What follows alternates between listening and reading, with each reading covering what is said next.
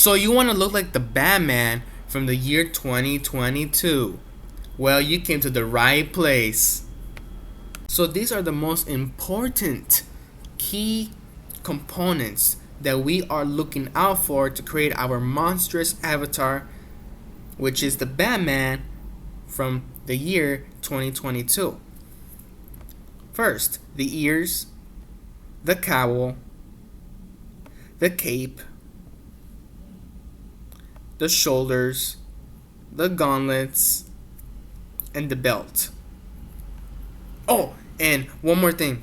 He has these like eyebrows that give that menacing like look.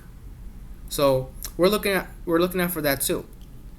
And you might be asking yourself, okay, so how do I transition this into a Roblox avatar? Don't you worry, I'll show you.